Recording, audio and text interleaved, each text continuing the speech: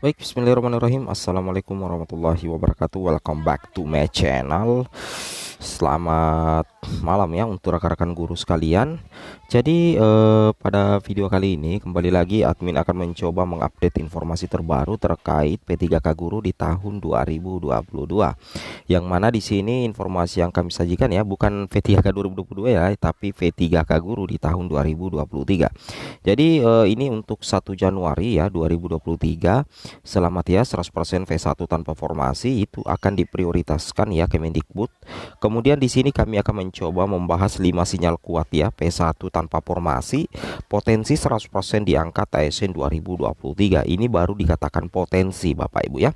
Jadi ada kemungkinan oke, ada kemungkinan ada sesuatu yang menyebabkan tidak.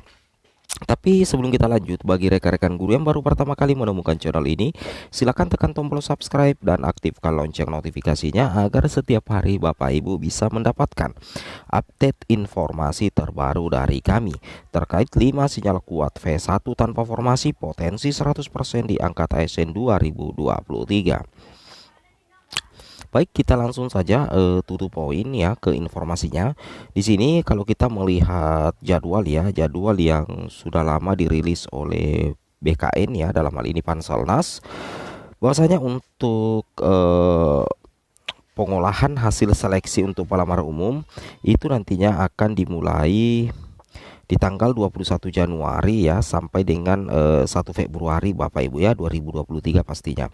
Kemudian nantinya untuk pengumuman hasil seleksi untuk P1, P2, P3 dan pelamar umum itu dimulai tanggal 2 Bapak Ibu sampai 3 Februari 2023. Nah, nantinya itu akan berlanjut, ada masa sangka juga itu tanggal 4 sampai 6 Februari 2023.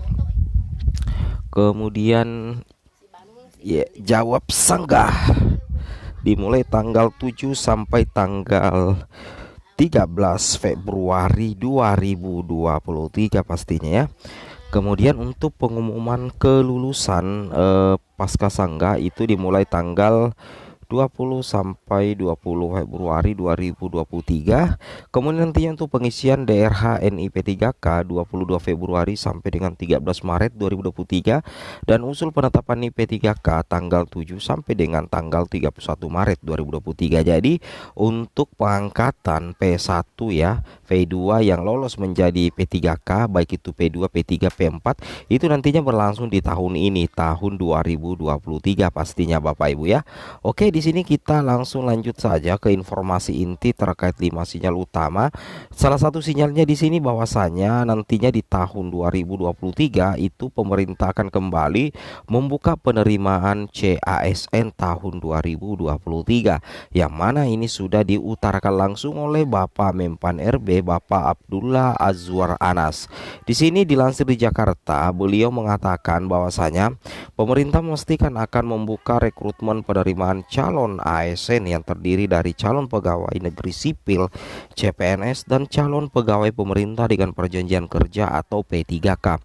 Pengadaan tahun 2023 itu Bapak Ibu ya memiliki 4 arah kebijakan yang mendukung transformasi sumber daya manusia. Nah, jadi nantinya di sini kalau kita memperhatikan bahwa arah kebijakan pengadaan ASN tahun 2023 yang pertama adalah fokus pada pelayanan dasar yakni guru dan tenaga kesehatan. Jadi nanti di tahun 2023 yang akan diprioritaskan itu untuk P3K itu adalah 2. Yang pertama adalah guru dan yang kedua adalah tenaga kesehatan. Nah, fokus tersebut dilakukan juga untuk menyelesaikan masalah tenaga non ASN secara optimal Bapak Ibu ya. Nah, kemudian di sini kalau kita melanjutkan lagi di informasi intinya, di sini dikatakan berdasarkan usulan kebutuhan dari kementerian, lembaga dan Pemda akan ditetapkan formasi dengan memperhatikan pendapat Menteri Keuangan dan pertimbangan teknis Kepala BKN. Nah, seperti itu ya. Jadi 5 sinyal kuatnya yang mana Bang? Nah, ini satu persatu kami akan sajikan. Di sini sinyal pertama bahwasanya banyak guru honorer yang akan diangkat tahun 2022, yang mana untuk di pengangkatan guru honor di tahun 2022 Itu untuk V1 itu ada sekitar 127.000 Bapak Ibu ya. 621 yang akan diangkat menjadi ASN untuk V1. Mana lagi dari P2, P3 ataupun pelamar umum. Kemudian kalau kita memperhatikan di sini, Kak, di tahun 2022 kemarin yang prioritas 1 yang berhasil submit itu ada sekitar 131.297 air, dan yang masuk syarat itu 131.297. Inilah nantinya yang akan menjadi target penuntasan untuk diangkat menjadi ASN. Begitu juga prioritas 2 dan prioritas 3 serta pelamar umum, rata-rata yang berhasil submit di tahun 2022 itu banyak Bapak Ibu ya. Nah, ini tentunya menjadi salah satu sinyal kuat ya, bakalan banyak guru honorer atau P1 yang akan diangkat tahun 2023. Alasannya banyak guru honorer diangkat di tahun 2022, sehingga sisanya nanti sekitar 65.000 itulah nantinya menjadi sasaran utama Kemendikbud, sasaran utama Panselnas untuk penuntasan menjadi guru ASN di tahun 2023. Oke Bapak Ibu ya. Kemudian yang kedua, sinyal kedua adalah seperti ini Bapak Ibu ya. Sinyal yang kedua di sini, bukan ini ya. Sinyal yang kedua seperti ini. Nah, sinyal kedua adalah ini Bapak Ibu ya. Data P1, P2, P3 sudah dikunci. Alasannya apa? Kami mendapatkan informasi dari Ibu Hasna, salah satu Ketua Forum Honorer, boleh mengatakan persiapkan diri Anda untuk persiapan perekrutan 2023 untuk P1, P2, P3 itu datanya sudah terkunci. Jadi Bapak Ibu perbaiki data Dapodik ya, terutama jenis PTK, kemudian linearitas ijazah, kemudian NIK, nama dan tanggal lahir.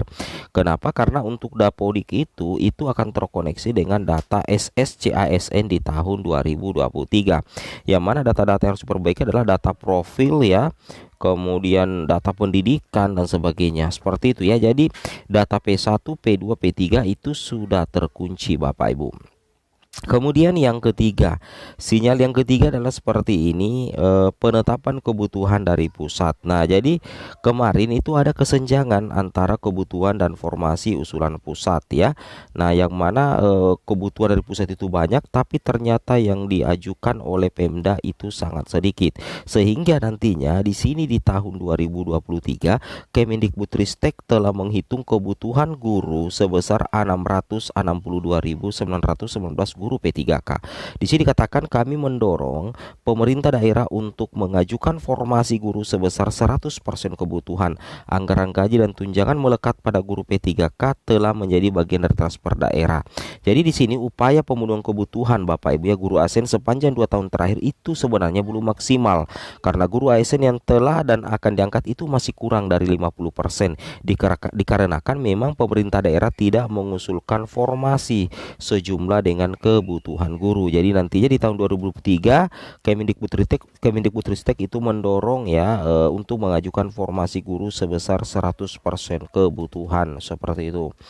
Kemudian yang keempat ya Bapak Ibu, anggaran DAU penggajian P3K dikunci. Jadi kalau kita perhatikan untuk anggaran DAU penggajian P3K di tahun 2023 itu sudah dikunci. Postur transfernya ke daerah 2023 itu sudah ada Bapak Ibu ya. Jadi tidak bisa diganggu gugat untuk membiayai bidang-bidang yang lain. Nah, jadi nantinya jika pemerintah daerah telah mengajukan formasi, maka pemerintah pusat akan melengkapi jumlah formasi guru P3K. Undang-Undang APBN dan Peraturan Menteri Keuangan mengatur bahwa anggaran gaji dan tunjangan melekat